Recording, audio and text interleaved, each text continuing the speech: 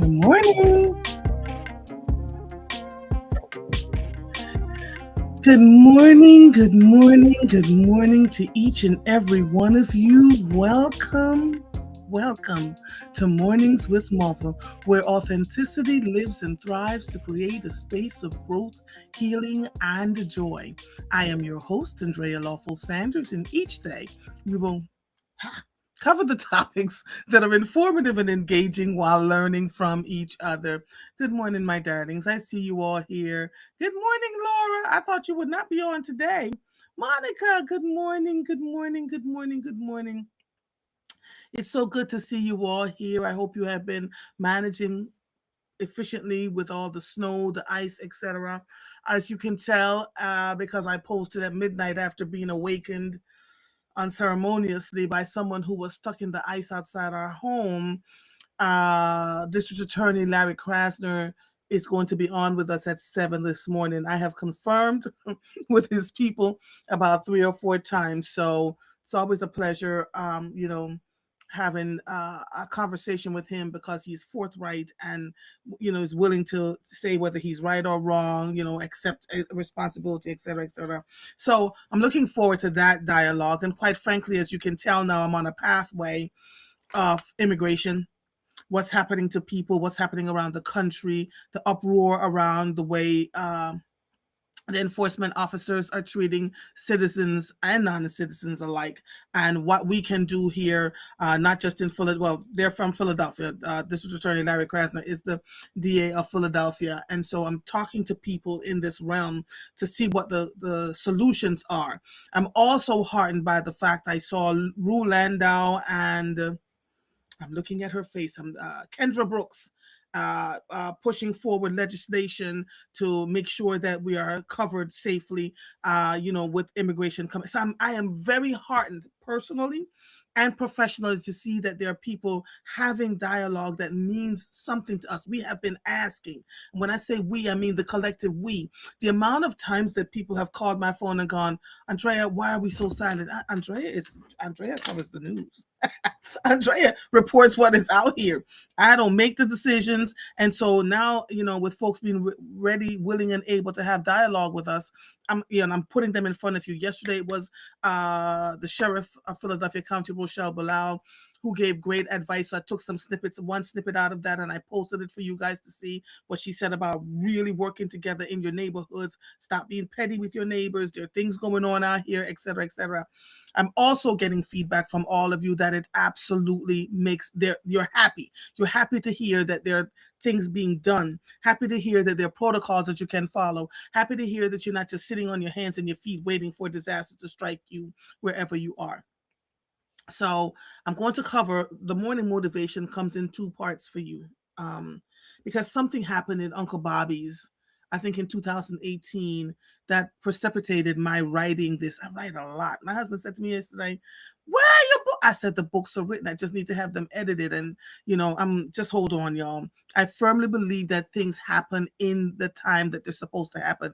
Every time I've tried to get my books edited, and I do not want AI necessarily to do it because AI misses quite a bit. I need someone who is a solid editor to edit my books. So anyway, we're there. Good morning, Alexandra. Good morning, Danette. Good morning, Viola. So let me read the morning motivation for all of you, and then we'll get into a little bit of a discussion. If you aren't fully grounded in who you are, you will find yourself constantly apologizing and shifting to appease those around you.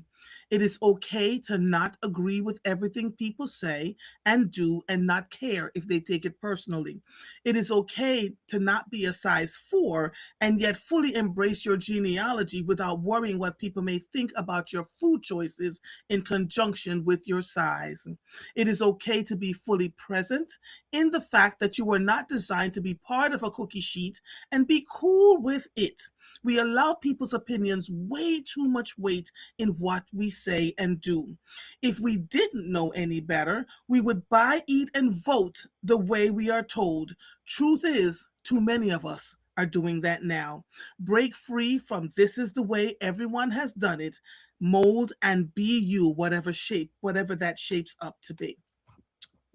So I wrote that because this happened. I walked into my third office, Uncle Bobby's, got an unsweetened iced tea, found my corner, and began decompressing while chatting with some of the regulars. Did I say I loved the energy in that place? Anywho, someone came, sat beside me, sighed deeply, and said, I have observed over the months since this place opened that your energy draws people to you, and some days they line up. I am also realizing that your energy repels those who do not understand you and choose judgment over getting to know you. An employee here asked me who you were and why did so many people always want to talk to you. The conclusion that person drew was that you are an attention seeker. Did you hear that? That I was an attention seeker. When I questioned how were you an attention seeker when people came to you in the corner and you are to a person gracious and kind, they had no answer beyond the comment that they didn't understand why it happened so much. I told the employee to walk over and talk to you without judgment, and maybe they would understand why it happens. I simply smiled.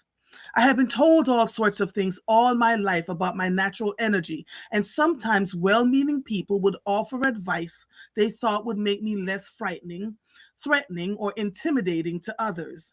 That advice ran the gamut from being told to sit in the back of a room quietly as my energy shifted rooms the minute I walked in, to finding a way somehow to soften my presence so that others can feel better. And I kid you not, from a pastor all the way down has said this to me, even though I'm just minding my business, doing what I'm supposed to do, right? But do you know what I began to realize? The only time I heard those comments were from people who were ruffled and uncomfortable around me because they had ulterior motives, without fail or exception. I am who I am, and that is enough. I was born this way, and until I take my last breath, I will remain who I am authentically without apologies. There are others like me out there. Leave us be. We are here as the natural agitators to those who would cause harm. That was not a mistake. I am warm and kind to every person I come in contact with. If I can't be warm in those rare instances, I will go in another direction without making that person feel crazy. There are too many among us who have lost sight of who they are naturally because they have shifted and conformed to fit the expectations of others. This is misery in a box. Be yourself. It is more than okay, and do not allow anyone to projectile vomit their insecurities all over you. Be okay with not being everyone's cup of tea. You are not designed to be seeped in every mug. This is so interesting. I've seen people, every day I see this happen. People conform and shift and smile and all the things that they have to do to feel like they need to fit into certain spaces. And as recently as 2024, I had someone say to me in front of a pastor, I don't understand why you are so popular. Pastor stopped them and said, What? Wait, what? Do you understand that all she's doing is loving on people? When I run into you in the street, what you see in public is what you see in private. What you see on my social media pages is what you're going to get when you see me, right? I'm always happy, jovial, go lucky, talking to people. I love hugging folks. When COVID came, I thought I was going to lose my ever loving mind. A good, solid hug is so good and soothing for people. And so I give hugs, right? And I love on people. But when you are out here doing what you do, be yourself. Just be yourself. Even if being yourself agitates and rubs people the wrong way.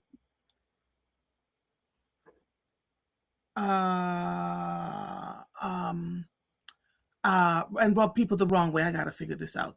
And rubs people the wrong way. Just figure that piece out, okay? Let me see. Somebody just sent me. That's why. Okay, okay. That's why I didn't get. Okay, okay, okay. So it's okay. It is absolutely okay to not be everyone's cup of tea.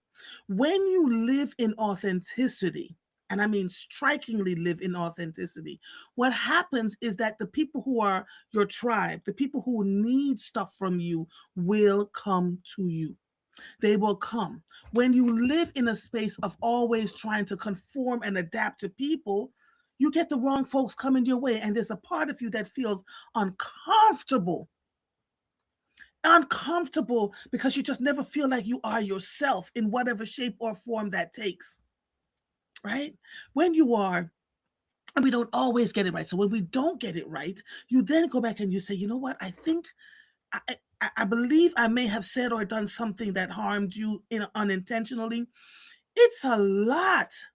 Laura says, I remember the person that said that to you, jealousy and envy on you being a beautiful spirit. Isn't that terrible? Absolutely terrible. And had to find out the hard way that you just can't walk around when you're digging graves for people dig too. It is just best to live your life the way you can and how you know how to. You're not, again, I'm going to tell you this, you're not always going to get it right, but try to be the best version of you that is, which means you have to heal. If you're walking around unhealed and angry about everything that has happened to you, baby, we all could tell stories, okay? One day I'm going to write the book. You're going to fall out your seats. We all could tell stories. But in telling the stories, we cannot stay steeped in them, because staying steeped in them means you're angry and upset and vicious. And the vitriol that comes out of you every time you speak to someone shows up. It shows up in your personal life. It shows up in your professional life. Go get some therapy. And if you can't get therapy, I have a bunch of these books. One is not around me now. I have these beautiful journals. Serena Martin bought the first one for me when she realized that my mother was dying. And I have been writing, and I mean, I write. Everything does not need to be on social media. I write. And as I filled the books, I began buying more. I bought 6 more this morning. That's how much I write, right? So that's therapeutic. And a lot of the times when we write things out or we have therapy to speak things out, we realize that a lot of what we thought were the things that we thought were true wasn't necessarily so. We hang on to words and we hang on to people's things. When somebody says something that stabs you, like emotionally stab you, I want you to go back and say, why was that so hard for me? What is a lesson that I am to learn from all of this? Why am I feeling this way? Right? And people will always offer you advice. It's up to you to find the grace and the strength to say, I will eat the meat and spit out the bones. It's totally up to you. But what we cannot do is continue to sabotage ourselves by being malleable and pretending that we are who someone wants us to be in the moment, and we're just shape shifting until we just don't know who we are at all. And what comes out? Angry. What comes out? I don't care. I don't give a da. I'm canceling everybody. That kind of stuff, right? It is it is sweeter to find the healing spots in your life. It is sweeter to sit still and say, you know what? I didn't get that right. Dr. Doreen Laurie, many of you know from the Black Male Development Symposium, is one of the people that, I don't get to talk to her often anymore. But when we were a part of the Black Male Development Symposium, she would pull me aside and say, baby girl, here's the history. I want you to hear the history so that you understand why this, and this, and this, and this is happening. And I would listen and I would sit at her feet and I would take in the history and I go, all right, doc. And so as a direct result, because I was taking in what she was giving the feedback without being offended, she continued to teach me, which is why I'm sitting here having some of these conversations with you today. The person who most recently is that way with me is Joanne Bell. I call Joanne and go, yo, am I crazy? But she always has the history behind it, whether I like it or not, whether it's it's going down comfortably or not. She'll give me the history about why things are the way they are in Philadelphia, why things work the way they do in the state, why things are happening from way back when to where we are today. It is okay. Get the history. Don't always feel like you have to be right. Get the lived history from the people that are around you, people that are still alive, that was here when all the stuff was going on 30, 40 years ago. Because when we don't take our history and do what we're supposed to do with it, it repeats itself. And that's where we are now. And we have too many keyboard warriors, I lovingly call them that, who are fussing and fighting with people because they saw something on social media or they read something in the news, and they don't go back and look at the history of what happened back then so that they can juxtapose themselves to where they are today. So if you can't go to therapy, if therapy is unattainable to you for price, cost, you just don't trust people, write that shiggity out and then burn it if you want to, right? I have had many conversations with all of you. Part of the reason why we can talk about my mother and my father as much as I have is because I've been very honest with you about the relationship I had with my mother. I was 35. I thought my mother hated me. And I held that in my head, and I began going to leadership training. I began going to training just for myself. I began doing my healing work, essentially, right? Asking myself the questions. And one day, after a weekend of doing, I think it was a landmark forum at the time, I called my mother, and this is what I said. Mommy, I'm calling you to apologize because I have held you in my heart for as long as I can remember. I thought you did not love me. And then I realized that as a child, I really wasn't that easy. You said A, I went B. Right? And in that one sentence of my saying, I apologize, my mother took a deep sigh, and I could hear the tears in her voice. When she said, I have always loved you. You have been the child that I worried the most about because you're fearless. And do you know, we had a great conversation that day? And every day after that, if I didn't call my mother, I would send her a text until my sisters took over. I'd call her at 5 o'clock in the morning, and she would talk to me on my way to the gym. And we would, we developed our relationship, and we had an amazing 20 years. My mother died 20 years to the day that she and I talked when I said, I'm so sorry, right? We literally have to stop holding people, because when you hold that stuff and you're unhealed, it not only harms you, they're running around living their lives doing the best that they can with what they have in the moment. They're not thinking about you. So you have to find your space of healing, and you have to look at what you would consider your challenges, right? There's the SWOT, there's the strengths, weaknesses, threats, and opportunities, right? And many people have taken the SWOT test. It's the SWOT. Do that, right? Do the SWOT test, and then realize what your own challenges are. Because we have challenges, we have weaknesses, right? Some of us are short-tempered. Some of us are selfish, right? It's not all the wonderful things about you. It's the challenging parts about you too, right? So when you do all of that, you'll find your way to go through life. And as life happens, each year, each day is different. The person you are today should not have been the person you were 10 years ago. If that's the case, all you did was live day by day by day. We have to shift and grow. We have to challenge ourselves to learn and unlearn as we go along. It makes sense if you're going to navigate through this life, right? So Laura says she did that forum. It was life-changing for me. The landmark forum. I'm not selling it to anybody because I have gone through a bunch of forums, a bunch of leadership work, a bunch of training, all of that. It's a constant work. It's a constant work. And instead of trying to get people to understand you, understand yourself. Understand yourself and move accordingly. Understand that not everybody is going to be right for you, and stop trying to make sure that everybody likes you. That's a fallacy. And if everybody likes you, my father says, this is a quote from my father, if everybody likes you, something is wrong with you. If nobody likes you, something is wrong with you. Yeah, yeah. So when we find ourselves feeling affronted, especially over simple things, we have a ton of work to do. A ton of work to do.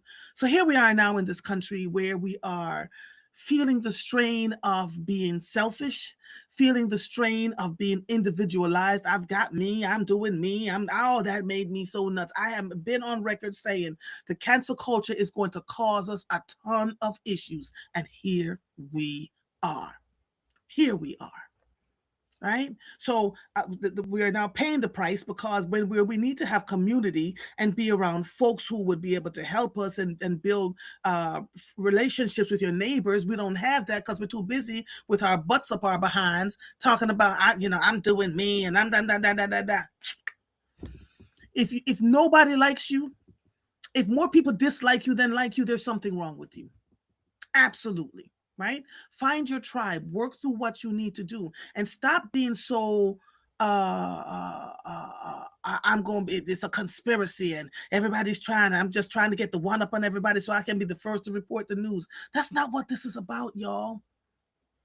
This is not about ripping and tearing people apart. It's called holding people accountable. And you can hold people accountable without being on horse's ass. I said it. Meant it too, not taking it back.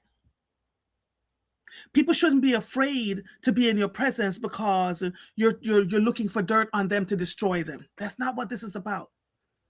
Holding people accountable is saying, I am little. There are things that we are asking for, that we need, that are necessary for our growth. And you hold people accountable by asking that questions. And by the way, if you are a leader, don't ask folks to come quietly and have the conversation with you. You've got leadership means yes, you can do that. That's nice. But if folks see that you are not doing what you're supposed to do, it's okay for them to hold you accountable in a public way. Right? Don't get all affronted and say, I'm just going to cancel them and they'll never be able to talk to me again and I'm not inviting them to anything. That's called petty. That's called petty. Right? And understand that when you step into the role of leader, that people are going to hold you accountable. That's why you ask them to vote for you. That's why you ask them to promote you, to get you to a certain place. You cannot take your leadership and destroy people. It will then destroy you when you least expect it. Amen, somebody? Amen. Stanton says cancel culture and silence together is deadly. Amen. Self-analysis. Yes, Carla. Carla says self-analysis is important, and always ask yourself, is it me? Try to look at things from another angle. I always say, what is the lesson I'm supposed to learn from this? Even when it feels crazy and devastating. Marguerite says, I've learned people's anger and issues are really about them more than it is about us. Absolutely. Right? Good morning, Roz. Roz is the one that made that pretty pink hat that you saw. That was her birthday present for me this year. So that's where we are. Let me see. I'm trying to cover some of these comments. Ooh, Carla says, yes, write it to get it up out of your soul and spirit. It frees your body up from compounded stress, which can lead to physical sickness, and you miss all the beauty of God all around you. Monica says, healing is a choice. Great morning. I see. Carla says the hat is beautiful. Roz said the only person she could see wearing that hat was me, so she she made it.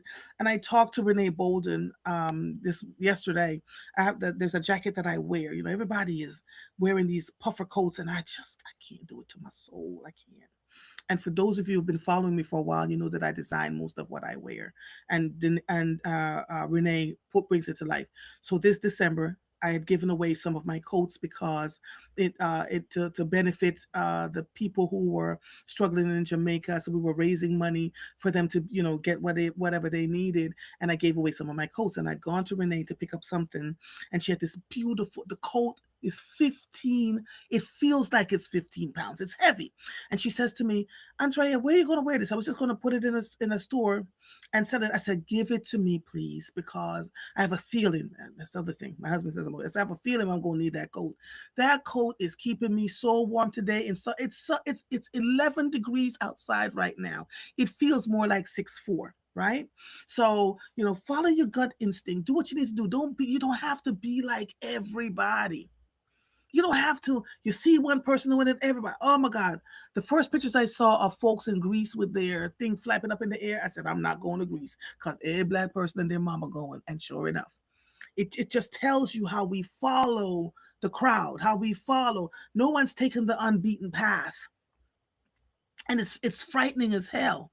In 2018, I got up and I said to Denise, "Let's go. We're going to drive across the country." Our husband said, "Are you crazy?" I said, "No, we're not." So in order for us to go, I said to my husband, "We'll just drive over to the West Coast, and then we'll take a flight back."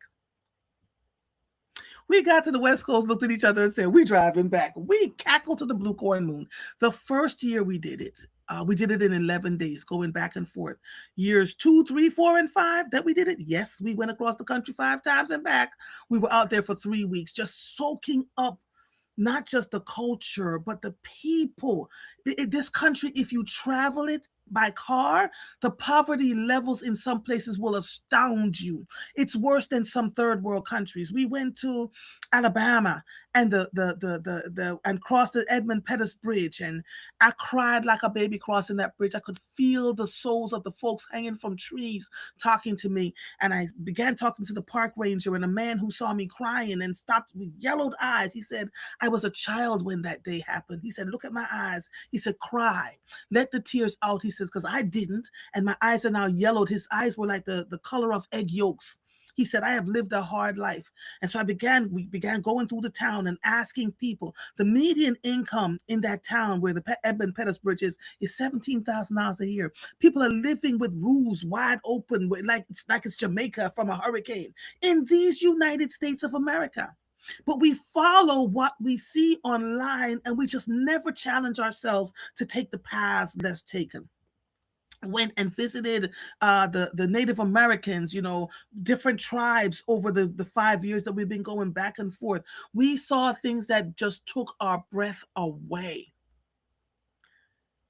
And when we began doing it, by 2019, a gentleman inboxed me and he said, "I want to tell you that you are the history for my children in the summertime." I never met him. He said, "My girls follow your trip across the country and follow you back." Right? And they're learning how to appreciate and love on people the best way they know how to. We went to Philadelphia, Mississippi. Um, Philadelphia, Mississippi. And the girl, it was the town literally said Philadelphia. And the town was maybe 6 blocks long, right? But the girl was like, "Why are you here?" It's just amazing, absolutely amazing. And Larry Krasner is here. So let's go on and have this conversation, shall we? Sir, oh, and you're pulling the matter out your eye. Good morning. Those were my toast crumbs. Good morning. How are you? I am good, thank you. Let me introduce you to the people and we can go from there. District Attorney Larry Krasner is an American lawyer and the 26th District Attorney of Philadelphia. Elected to the position in 2017, Krasner was one of the first U.S. District Attorney candidates to run as self described progressive prosecutor. He campaigned on the platform to reform elements of the criminal justice system and to reduce incarceration. Today, sir, I had you asked for you to come on. Thank you so much. I appreciate you. I asked you to come on because I need to talk about ICE, immigration here in the city of Philadelphia, and what the people need to know as a direct result of your role as district attorney in the city and county. Where do you want to start? I'll tell you where I want to start. I want to start that in lawless times, you got to stay lawful. That's where I want to start. Okay. Okay. Um, I will start wherever you want. You know what? I will tell you that within my job, which of course is to uphold the Constitution and the laws of the United States, it is to Mhm. prosecute serious crimes and prosecute less serious crimes in a way that makes sense for society. Within my world, we face a number of issues right away. One of them Mhm. is what's happening at the courthouse. And this is a mess all over the United States. You have courthouses that do not function as they used to, mostly because there are witnesses, there are victims, there are defendants who are afraid to go to court. There are ICE agents walking up and down the halls. They don't necessarily arrest in the courtroom, but they are making arrests of people right outside the courtroom. I can tell you, we've looked at the data and we are getting a lot fewer. I mean, the city actually is getting a lot fewer complaints of domestic violence than there used to be. Mhm. And there is a belief among those who provide services to groups of people who speak other languages, meaning other than English, there is a belief that a certain number of people who are dealing with domestic violence just won't report it now because of their concern that they will be deported. They're concerned that this will not just be a way of addressing an issue in the home, but it will destroy the home because there will be one or more people who are deported. So Mhm. we deal with that. We are dealing with the reality that we're looking at people exercising their First Amendment rights to speak out, their First Amendment right to video, law enforcement in their public capacity doing things out in the world. Well, some of them are being shot to death. That's a problem. Some of them being abused and physically assaulted, threatened, things of that sort, called domestic terrorists. Called domestic terrorists by people we pay. That they are doing is just trying to protect us all by making a record of what's actually occurring on troubled streets. And they are, in fact, troubled because of the presence of ICE and because of the presence of the National Guard. Other things that we are dealing with, of course, include most importantly the reality that you have the Vice President of the United States lying by saying that federal agents can do whatever they want. He is saying they have absolute immunity, that they cannot be prosecuted by state prosecutor. I, of course, am a state prosecutor. And that's a lie. And it's a lie that the Vice President of the United States, who is a lawyer, who went to law school, went to a pretty good law school, he is saying possibly to egg them on, to get them to feel like they can do whatever they want so that Mhm. this really does become a terrifying occupation. Well, that's completely untrue. State court prosecutors can prosecute federal officers, they can prosecute federal officials for all kinds of serious crimes. There is no immunity to cover that. There is, in fact, a sliver of immunity. It's called qualified immunity. But what that actually means is not much when it comes to a situation like what happened with Renee Nicole Good. It's not much when it comes to a situation like what happened with Alex Preddy. Those Mhm. are criminal homicides based on the limited information we have. It is also pretty clear to me that there's a cover up going on in these cases because you have federal authorities doing something that they really don't do, which is taking the evidence and running the other direction and refusing to let local authorities, including the state attorney general, including the city district attorney, investigate it. Well, we got a name for that. It's called obstructing the administration of justice, and it's actually a Mhm. crime. We got a name for taking all the evidence and messing with it. It's called Mhm. tampering with evidence, and that is a crime. And we also have a name for telling lies in police paperwork, depending on the state that you're in. That is either a false oath or it is a false oath to police. There are different languages used. Mhm. But the point I'm getting at is we're actually dealing with a situation, and I know there are good members of ICE. I've met a lot of them, but we're actually dealing with a situation where a federal agency has masked up and gone rogue. And we haven't seen this before. And it is on state court prosecutors, among others, to resist. State court Mhm. prosecutors resist just by doing their job, by upholding the Constitution and the laws, by prosecuting people who commit terrible crimes. Mhm. I But that cities that also resist. yeah. Go ahead. Go ahead, Chris. Go ahead. That's all right. But cities also resist, and we saw some of our members of council, including Kendra Brooks, including Mhm. Rue Landau, Mhm. Nicholas O'Rourke was there. We saw some, and there were others. Jamie Gautier was Mhm. there, and we also Isaiah. I think Isaiah Thomas was not able to be there, but he was also very supportive. Mhm. Who are trying to put together a package of bills that would make it hard for ICE to be masked up in Philadelphia. They would We make it saw that. hard for people in the city to try to cooperate with them. And a lot of state legislators were there as well. But most importantly, just a ton of Philadelphians were there at the protest that was held yesterday, the quote, no ICE, unquote protest. There's just a ton of Philadelphians who do not want the kind of outrageous conduct they've seen in Chicago, LA, Minneapolis, Portland. They do not want that conduct on our streets. And I got to say, they have a point. Yeah. Let me ask you this. Joanne Kemp asked this question. How will Philadelphia's response to ICE differ from law enforcement in Minneapolis? Well, I don't know that it will. I mean, what we're seeing right now, I believe, and I know the district attorney in Minneapolis well. Her name is Mary Moriarty. What we are seeing is a period of investigation in which the feds are trying to stop both the state attorney general and the district attorney in Minneapolis from getting all the information. Mhm. But I know Mary Moriarty. I know who she is. She's not going to mess around. If she is forced to go ahead with less evidence than she would like, but that evidence is enough, she's going to go ahead. However, any good prosecutor really tries to be fair and objective to both sides by getting all the evidence. The problem she has is that the prosecutors are trying to hide the evidence about what federal officers did. So no, she can't read all the information in a day, turn around and make a decision.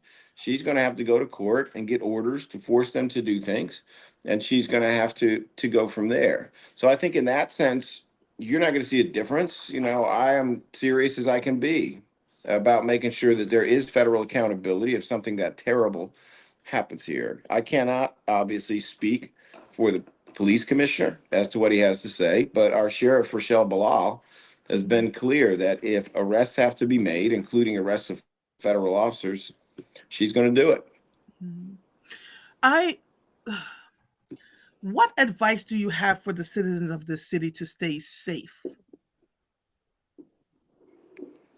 Well, the advice that I have for citizens and also residents who are immigrants about staying safe is that we all have to turn to each other. We cannot turn on each other. That your best security is when all of your neighbors are out there with their cameras going, meaning they got the cell phone up and they're taking video. Mhm. When anything feels a little funny, they're not waiting until after something goes south. They're going to actually record what goes south. They'll do it with photography, they'll video it. They will be themselves eyewitnesses to what is going on because we need to know if ICE agents are acting properly. We will know that from that video. If ICE agents are committing terrible crimes like criminal homicide, then we will know that, or at least we'll have very strong evidence of that. What does that do? Well, it does a couple things. It gives me evidence to go to court if I have to do that. It captures the truth so they cannot rewrite history, which this administration is trying to do right now down at 6th and Market, too. That's just who they are. They try to hide the Epstein files. They try to hide documents that they're not supposed to even have in funny places. We have a president who's been convicted for doing fraudulent things on paper. All right. We cannot trust their version of events. They've made it very, very clear that they'll say anything. So we need that. And to me, that is the safest thing for all of us is that we work together, we take video, we support each other as neighbors. This is protected constitutional activity. It is legal, 100% legal to take video of law enforcement in a public space, supposedly acting in their official capacity. It's what we need to do. Um, and the more that we do that, given there are 350 million of us in the United States, 1.6 million of us in Philly, the more we all do that, the less of a problem we are going to have with federal overreach. Federal, okay. Is there a number people can call? Thank you for that. Is there a number people can call if they see ICE operating in their neighborhood?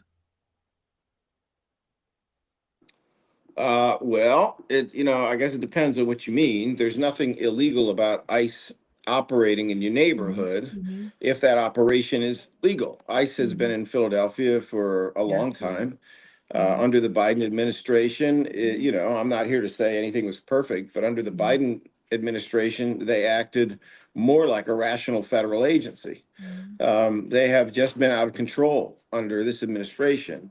If if what is going on in a neighborhood appears to be criminal activity, meaning doors are being knocked down without a warrant, people are being pushed over and their phones are being smashed for taking video, someone is being shot, your first move is to call 911. mhm, Um, it's to take that video. I can tell you that in the near future, there will be, as there is right now in Minneapolis, a portal where people can upload this information. Even if they want to do it anonymously, they can do that. And they are always welcome to call my office if there is something of note.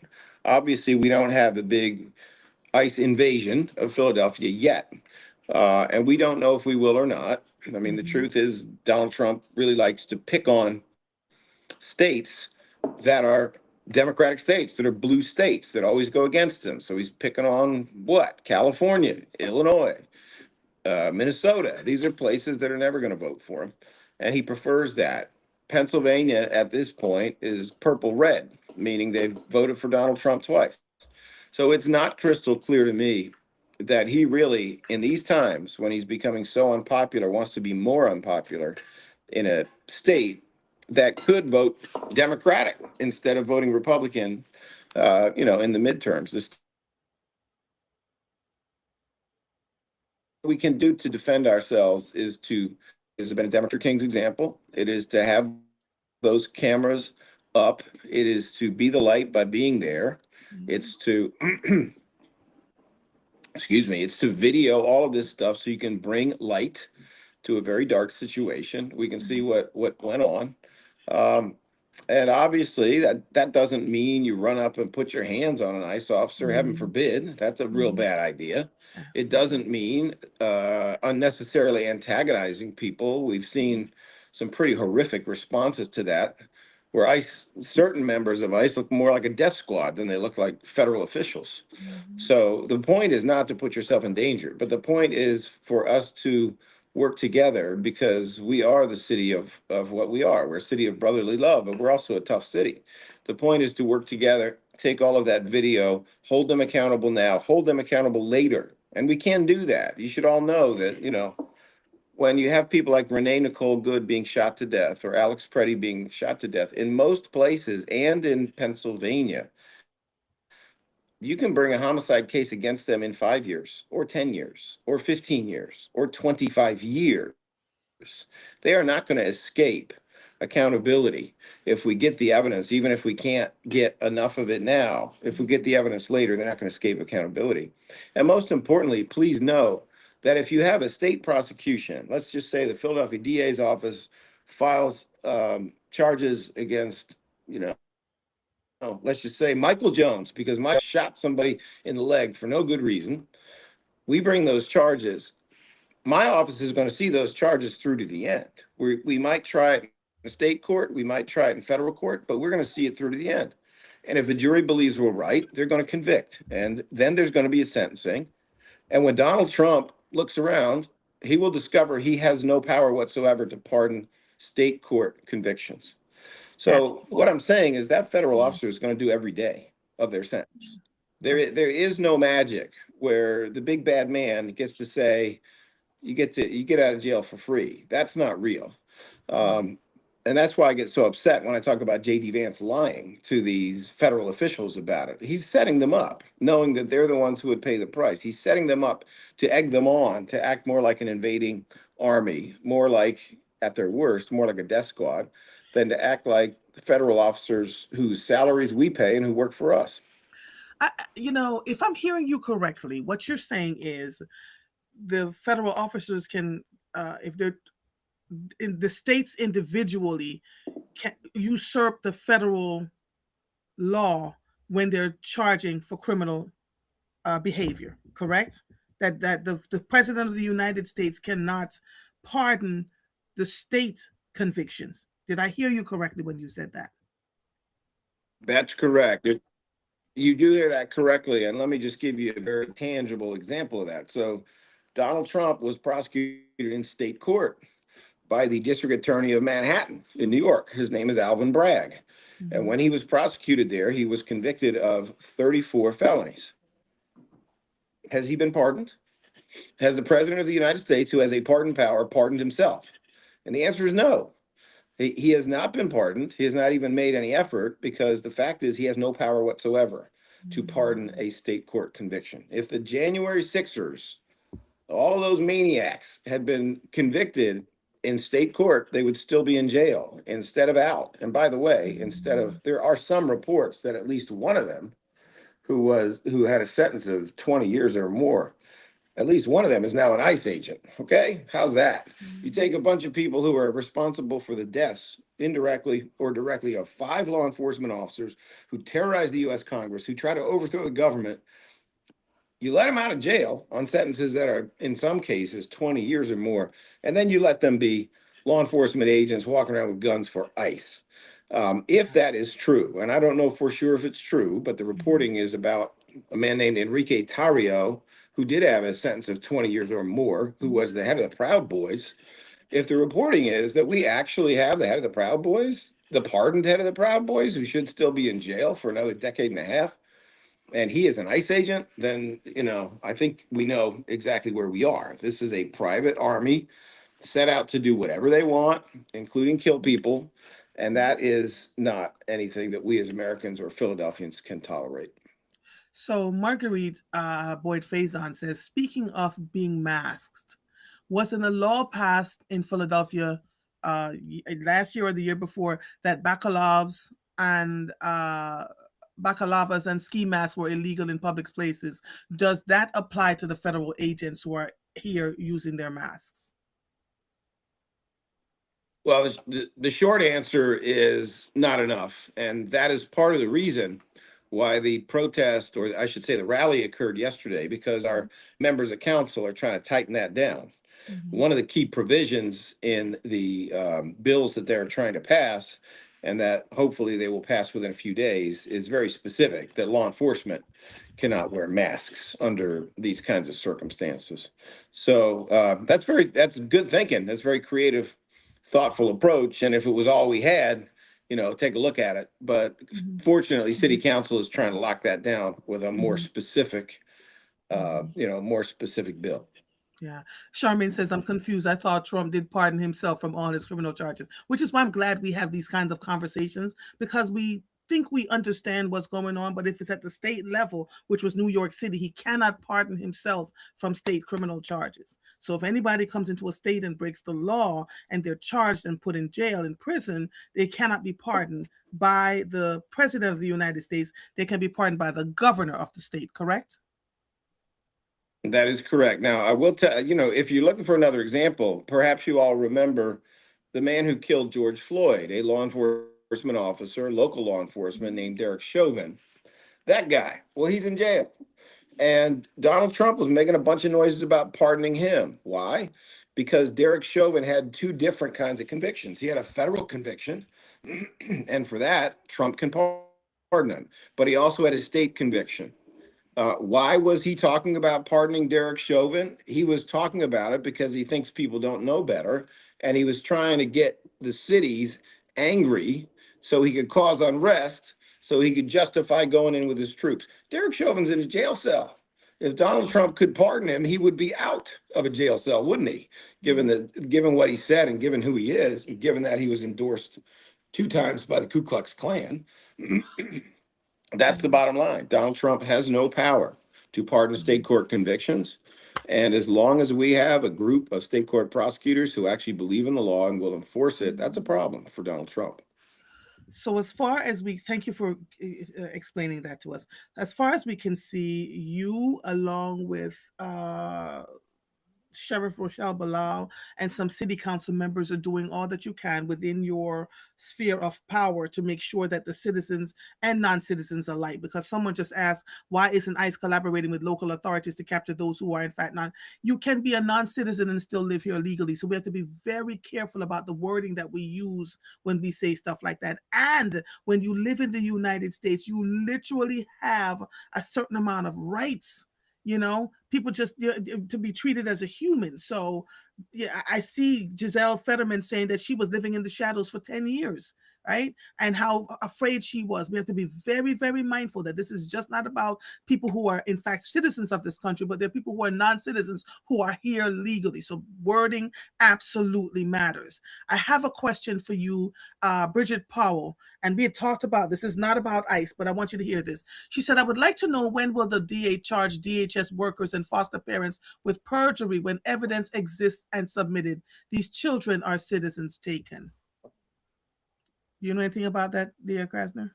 Well, I So, don't know what the specific let me case set it would up. be Let me would set it up be, for you. Let me but set it up for you. You all have right, a you sure. have a delay, so let me set it up for you. I did an interview some weeks ago about family members who were complaining that DHS workers would literally lie, would change evidence, lie, go and lie in court, but they're just getting tapped on the hand for it. Is the district attorney's office aware of that? And if so, is there anything being that can be done to change, making sure that they're held accountable? Um, well, let me just say this. Perjury is a really serious crime. When you swear that you're going to tell the truth, and the entire system depends not usually on video, but usually on eyewitness information or ear witness information. Perjury is a really serious crime. My office prosecutes it. We have actually recently succeeded in prosecuting a couple of homicide detectives fighting because we take it seriously. Every case is specific. I mean, if we have probable cause and the ability to prove beyond a reasonable doubt that someone has committed perjury, I don't care who it is. It Okay. could be clergy. We are going to pursue that and try to do the just and appropriate thing with Mhm. that case. If there may be information in my office that has not been brought to my attention, but Mhm. we are very interested in making sure that people whose salaries are paid by the taxpayer and other people too tell the truth. They do their job. They don't fail to do their job and then lie about it. It's pretty important. So anyone who has a package of information on that is truthful and that really explains the situation, I'd be happy to look at it. Thank you for that. Stanton says, "Welcome, dear Krasner. Do you have a way to speak with victims affected by domestic family violence? There was ways to improve, and I've been seeking to speak directly to share items. There is. You have a way to for folks to reach out. You have a whole team in your office, do you not? We do. We have a whole victim witness team in the office. They work on all kinds of cases, but those cases do include domestic violence cases. I can tell you that, we're very serious about trying to do better all the time. We know that we're Mhm. not perfect. And so right now we are engaged along with Women Against Abuse and also the Philadelphia Police Force in regular meetings where we are looking at all the most recent domestic violence cases, Mhm. or at least all the ones that are in a more serious category. And we're trying to figure out how we can do better in all the different aspects of our job, Mhm. how Philadelphia Police can bring us the best investigations, and how we can all be informed by the knowledge of experts like members of Women Against Abuse. So I don't, we know we can do better in every area of our work. We are an Mhm. institution that wants to try to grow and evolve as times change and forensics change and people change. Mhm. So we take this very seriously, but in reality, within the office, we have a whole team, and outside of the office, maybe the most important team, honestly, are the several different groups that are local and that are not a part of our office, but they're funded through our office that Mhm. provide victim services in different neighborhoods. Is there a phone number where they can call, district attorney? There are several different phone numbers where they can call. It's, for example, in South Philly, you're talking about South Philadelphia Victim Services run by Allison Sprague, who does a Mhm. wonderful job down there. Melanie Nelson does an amazing job up in Mount Airy. So there's a whole litany of phone numbers for people who want victim services locally, not from within the DA's office. Mhm. Our office is generally involved once a case is brought because that's Mhm. how the case comes to our attention. That's how we have the name of a victim and we have a phone number, and then we are in a position to support them. But anyone who needs to get to us for some reason is welcome to contact the main number for the district attorney's office Mhm. and to explain what the case is, and we will get them to victim services. Thank you so much. It is always a pleasure having dialogue with you. You have been forthright. You have not shied away from the hard questions. We have laughed. We have, talked about all the things that mattered. The people of this city um, really do appreciate what you have been doing to support, to speak up. And you have gained a voice around the country, you and Rochelle Bilal, actually, for folks going, why can't this happen everywhere else? But folks don't realize it takes courage. It takes courage, right? To speak even when you feel like you may be challenged and tackled for having the courage. The people of this city, and I am not just saying this as Andrea, I'm talking to you as the people who have been calling me about you, who have been writing me about you, are thankful. They want to thank you. So I'm going to leave you on that note. Thank you so much for being willing to have the conversations. Thank you for speaking up on behalf of the people of the city. And we pray that life continues to be kind to you and yours, and to your officers, and to the within your in your spaces, as we move forward, dealing with something that no one has ever had to deal with in their lifetime, the challenges in this country. So thank you so much. Well, thank you. I think I get way too much credit as usual, but it's always a pleasure to be here. And let me tell you what I'm going to do. I'm going to do between now and the next time I'm on the show, like you, I'm going to stay lawful. Bye. Thank you, District Attorney Krasner. Have a good day, sir. Thank you. Bye bye. You too. Bye Bye bye. bye. Thank you. He's always so. Stanton says he set an alarm for this, so thank you. So he got that as District Attorney Krasner lock off, click off, ends his partnership with us. Someone else said, Bridget says, thank you. I'll resubmit the evidence. You're welcome. You're all so very welcome. You're all so very welcome. I appreciate when you ask the questions, I ask them so you can get the answers as you need. We are getting ready to get off the air because Mother has a really full day. Thank you, Carla. Thank you, my darling. He had quite a delay, so I just let him talk. My thing will pick it up and fix it, so we'll be okay. But we appreciate you all for taking the time to listen. I have more people coming. I am asking all the folks that I see that are speaking up and putting their bodies and their jobs and everything on the table so that they can answer the questions that you have been asking. And so we can get clarity. We can be very clear about the things that we're muddled and fuzzy about. All of that. Stanton says, thank you. I was nervous to ask, but God bless you. You're putting my blood pressure up this week. Listen, again, it takes it. Hey, Andrea. Oh, she says, "Stay Lawful" is a great title for the DA's regular segment with Marvel. Oh, child, it's. And for those of you, no, well, we're going to leave that alone. Thank you all so much. I needed salt yesterday. Several of you called me and told me where to go find salt. And so I called my husband and he found it. And then another friend called and said, I'm having salt delivered to your house. I was like, praise be Black Jesus. What do I owe you? And she said, nada. And I was like, yes. I love you all so much. Love you all so much. Oh, Essence says, I was sleeping in. I have to go back and listen as I hit the field for work. Thank you as always, Andrea. You're so welcome, my darling. Again, my husband keeps telling me, tell them to like and subscribe. Like and subscribe, right? I am an interesting person in that I don't push people to like and subscribe so much. I figure that once you find us, you will stay, right?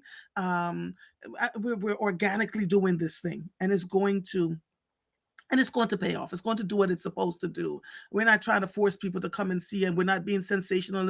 We're not being sensationalists, and we're not, saying crazy things to get people to come and take a look. We are talking about people's lives here, and it absolutely matters in the way we show up and how we treat others. So, Marva's got someplace to be.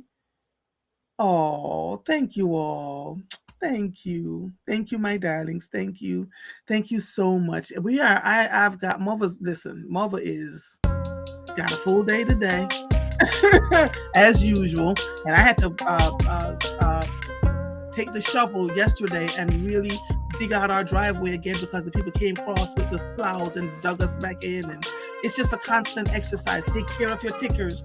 Don't let them flicker. If you know you have not been out there for a while, do a little bit at a time, please. Do not go out here and have a heart attack and drop dead trying to move snow and ice.